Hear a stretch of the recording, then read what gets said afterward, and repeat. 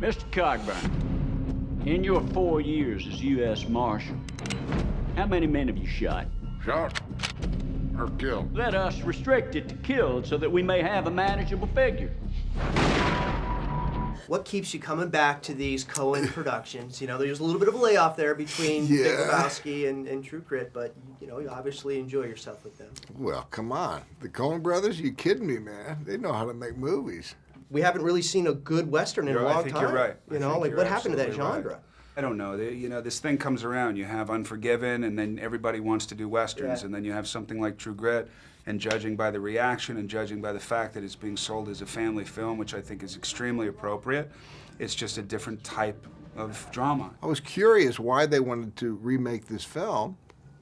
You know, John Wayne won a big award and all this stuff, and they corrected me and said, you know, we're not really referencing that movie at all. We're referencing the Charles Portis novel, which I wasn't familiar with. But once I read it, I saw what they were talking about. It's a wonderful book. It reads like a Coen Brothers script, you know, filled with unusual characters and great plot twists and all that. The dialogue, too. Yeah. Oh, great. What do we call that? I mean... Early Americanese or something. I don't know. Can we depart this afternoon? We? You are not going. That is no part of it. The language is so beautiful. Yeah, man. You know, it's like Western Shakespeare or American sort of hillbilly Shakespeare. It's got its beautiful musicality to it. Yeah, it's interesting. You know, it's almost like, you know, speaking, I don't know, like John Donne or E.E. Cummings or something like that. It's a whole vernacular unto itself that you have to learn, and you have to find a cadence within that vernacular that becomes believable. Yeah. And everybody had their different processes. But I don't think until we came together, I think everybody had an idea of how to do that. And I think once we heard Haliee do it, we go, that's how to do it. Mr. Cogburn? What do you want, girl?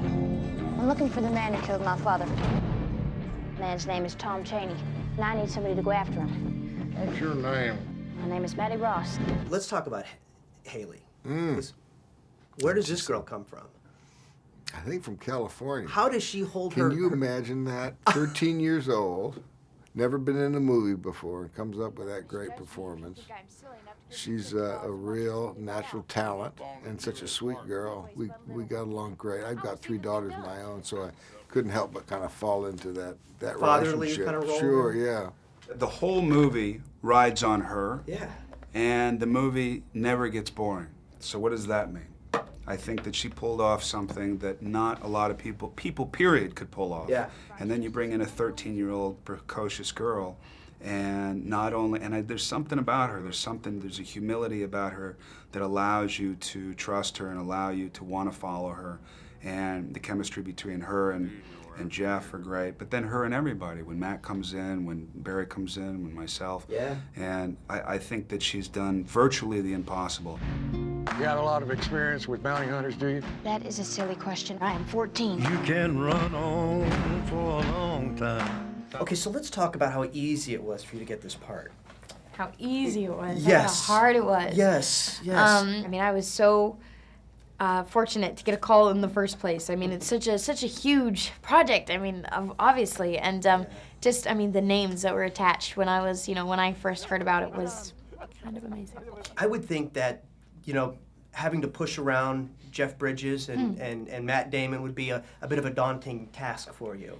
Yeah, I mean, definitely. It was kind of that and kind of exciting, kind of fun. I mean, it was a little bit of everything, but I mean, the thought of it all was kind of, intimidating, knowing that I have to do that to them. Normally it'd be the other way around. Right. Off screen, we have such, I, myself, with each and every one of the actors had such a great connection, so that was, that was kind of fun to be able to film the opposite.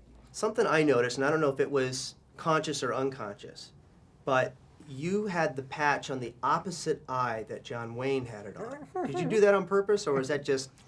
That's totally a coincidence. I just asking because I just noticed it. I was certainly something I thought about. I had, the right eye was the first thing I went with. I tried it on the left eye a few times. Asked, the brothers and the costume guys and the makeup guys, but it was settled on the right eye. It felt right. Everything that you did in the film, from handling the gun to rolling the cigarette to riding the horses. It seemed like you had done all this stuff before, like it was so natural. Now, did you have experience in I guess riding horses and? Yes. Well, I used to ride a couple years ago, and with shooting a gun. That was something I had not tried before. So I actually had my dad take me to a shooting range before I went on location, so that it was, you know, because it's, you know, something that's very important. I wanted to make sure it was something that I kind of had an idea of what it was doing. Right. And with the rolling the cigarettes, that was something I also practiced. And when I got on set, it was the weirdest thing because when I would practice, I'd practice sitting down, and then I realized I had to do it when I was standing up, which was 10 times harder. So then I had to like reteach myself. But Jeff actually gave me some technique on that, so it was good. I will kill this girl! Biggest mistake you ever made. Tell him that God's gonna cut you down.